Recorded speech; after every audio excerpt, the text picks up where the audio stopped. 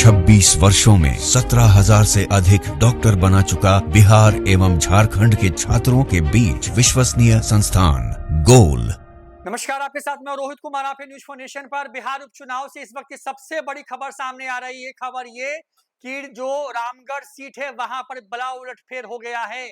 फिलहाल लगातार जो है अलग अलग राउंड की गिनती हो रही है। तरारी, बेलागंज, इमामगंज और रामगढ़ की बड़ी खबर सामने आ गई और रामगढ़ में चौंकाने वाले नतीजे सामने आ गए हैं, क्योंकि अभी तक जो काउंटिंग्स हुई हैं उसके हिसाब से जो लग रहा था वो पूरा गेम स्विंग कर गया है। वहां पर पूरा गेम जो है बदल गया है और वहां पर बीजेपी वहां पे बढ़त बनाती हुई नजर आ रही है। अशोक कुमार सिंह बीजेपी के वहां पर बसपा को पछाड़ते हुए नजर आ रहे हैं। देखिए ये पूरी स्थिति है वहां पर। रामगढ़ सीट पर पिछले बार भी अशोक सिंह नंबर 2 पर आए थे और उनको चुनाव हरवा दिया था सुधाकर सिंह ने वहां पर बहुत कम के मार्जिन से। इस बार सुधाकर सिंह सांसद हुए तो उनके भाई को वहां पर प्रत्याशी बनाया गया है। वो चल रहे हैं नंबर 3 पर। अशोक कुमार सिंह को हम आपको दिखा रहे हैं कि देखिए क्या स्थिति है वहां पर। और देखिए अशोक सिंह जो है बहुत कम का मार्जिन आया है, क्योंकि 11 राउंड की वोटिंग गिनती होनी है। वहां पर 6 राउंड हो चुके हैं, यानी कि अभी 5 राउंड और बचे हुए हैं वहां पर। और वहां पर जो नंबर 2 पर थे वो नंबर 1 पर आ गए हैं। आंकड़ा जो है वो 368 प्लस हो गया है इनका। कुल जो इनको वोट अशोक सिंह को आए हैं वो आए हैं 35,688। पिछली बार भी किस्मत खराब थी अशोक सिंह की। 200 से कम वोटों के मार्जिन से वो चुनाव हार गए थे। सतीश कुमार यादव जो हैं बहुजन समाजवादी पार्टी के, वो नंबर चल रहे हैं इस वक्त 2 पर। और जो नंबर 1 पर सुबह से बने हुए थे 5 राउंड तक में, छठे राउंड में ये स्थिति बदली है।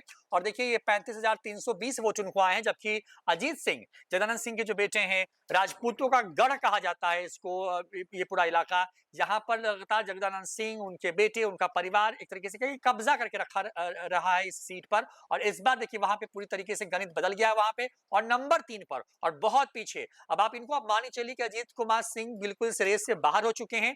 लड़ाई जो है वो बहुजन समाजवादी पार्टी और भारतीय जनता पार्टी के बीच में है। वहां पर अशोक सिंह की लॉटरी इस बार लग सकती है, क्योंकि जो लगातार पीछे चल रहे थे वो अब छठे राउंड में जाकर के वहां पे आगे आ गए हैं। ये स्थिति है आपको रामगढ़ सीट पर, क्योंकि जगदानंद सिंह के बेटे सुधाकर सिंह पहले विधायक थे।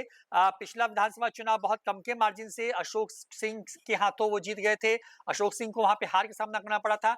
इस बार क्योंकि वो सांसद बन गए हैं वहां पर और ये बीजेपी का गढ़ माना जाता था लोकसभा के लिहाज से, लेकिन बीजेपी ने वहां पे प्रत्याशी बदला तो वहां पर चुनाव बीजेपी हार गई। और इस बार हुआ ये कि जब उपचुनाव हो रहे हैं, क्योंकि बिहार के सत्ता का सेमीफाइनल कहा जा रहा है इसको, 2025 के इसी वक्त में लगभग नवंबर के आसपास में बिहार विधानसभा चुनाव भी होंगे, नतीजे उसके आ रहे होंगे। और लगभग साल भर के पहले सेमीफाइनल के तौर पे देखा जा रहा है इसको। और चारों सीट पर जो खबर है वो एनडीए को बढ़त इस फिलहाल है जो है अलग अलग राउंड्स में।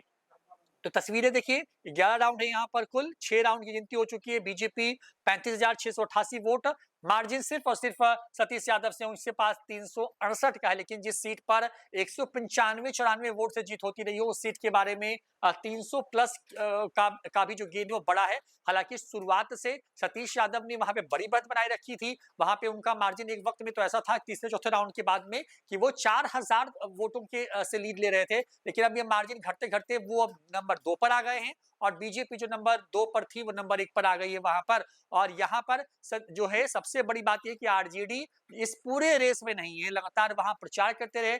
जगदानंद सिंह, उनके बेटे सुधाकर सिंह, कल भी उनका बयान आया तो उसमें वो कह रहे थे कि हम वहां पे न सिर्फ उस सीट को जीत रहे हैं बल्कि बिहार की चारों सीटों को जीत रहे हैं। लेकिन देखिए तस्वीर यही सामने आ रही है कि बिहार की 4 में जो 4 सीट है उस पर फिलहाल जो 5-6 राउंड की गिनती हुई है उसके हिसाब से जो है वो एनडीए को बढ़त है फिलहाल। और 4-0 होता हुआ नजर फिलहाल आ रहा है।